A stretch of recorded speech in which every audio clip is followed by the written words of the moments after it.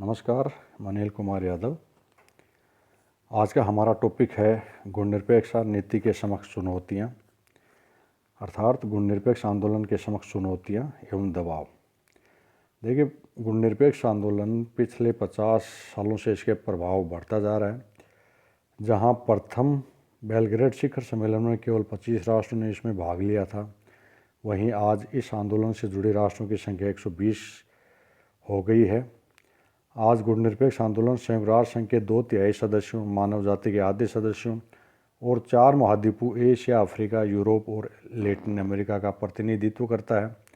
फिर भी आज इस गुणनिरपेक्ष आंदोलन के समक्ष कई चुनौतियां हैं जिनका सामना इस आंदोलन को करना पड़ रहा है, और ये चुनौतियां निम्न प्रकार हैं।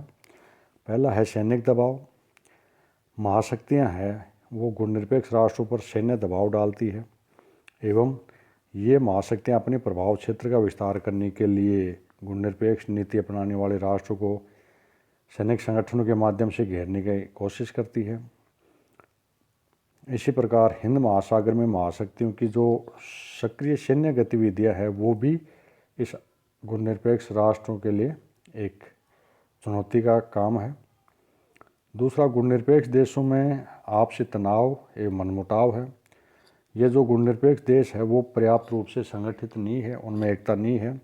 उदाहरण के लिए आज भारत और बांग्लादेश दोनों गुणनिरपेक्षता के समर्थक हैं, किंतु कोलंबो शिखर सम्मेलन में बांग्लादेश ने भारत के साथ गंगा के पानी के बंटवारे के प्रश्न को उठाकर विश्व के सामने अपने आपसी तनाव को प्रकट किया। इसी प्रकार भारत पाकिस्तान के मुद्दे भी जग जाहिर है, विवाद के मुद्दे। तीसरा है आर्थिक पिछड़ापन। आर्थिक दृष्टि से गुणनिरपेक्ष देश पिछड़े हुए हैं। अपने आर्थिक विकास के लिए इन देशों को महाशक्तियों पर निर्भर रहना पड़ता है। महाशक्तियाँ भी आर्थिक एवं तकनीकी सहायता का लालच देकर इन छोटे और गरीब गुणनिरपेक्ष देशों का शोषण करती है एवं इन्हें आर्थिक सहायता का लुभावना मोह दिखाकर उन्हें अपने गुट में शामिल करने का प्रयास करते हैं। चौथी जो चुनौती है वो है गुणनिरपेक्ष देशों में अस्थिरता उत्पन्न करती है ये महाशक्तियाँ। महाशक्तियाँ हैं वो गुणनिरपेक्ष देशों में हस्तक्षेप करती है और अपने गुप्तचर के माध्यम से अस्थिरता लाने का प्रयास करती है। क्यूबा जैसे गुणनिरपेक्ष देश में अमेरिका ने CIA के माध्यम से फिदेल कास्त्रो सरकार को गिराने की कई बार कोशिश की थी। इसी प्रकार चिली के राष्ट्रपति एलेंदे की हत्या में भी CIA का हाथ था। एक चुनौती ये है कि जो गुणनिरपेक्ष आंदोलन है वो एक नैतिक आंदोलन सा लगता है। यह मानवता की रक्षा की आवाज़ बुलंद कर सकता है, किंतु हथियारों द्वारा शांति स्थापित नहीं कर सकता। यह आक्रमणों का प्रतिरोध नहीं कर सकता। गुणनिरपेक्ष आंदोलन अफगानिस्तान में सोवियत संघ के हस्तक्षेप की प्रत्यक्ष रूप से आलोचना भी नहीं कर सका।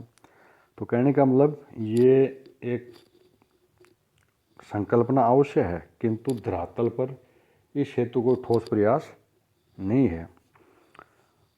एक आलोचना ये है कि गुट सापेक्ष राष्ट्रों की संख्या दिनों दिन बढ़ रही है। अब तो चीन को भी आंदोलन में पर्यवेक्षक का दर्जा दे दिया है। ऐसी स्थिति में जबकि सुरक्षा परिषद का एक स्थायी सदस्य इस आंदोलन में रहेगा एवं पाकिस्तान, ईरान, फिलीपींस और रियो संधि जैसे सैनिक संगठनों वाले देश भी इसमें रहेंगे, तो फिर गुणनिरपेक्ष आंदोलन का भविष्य का होगा ये कहने की आवश्यकता नहीं है।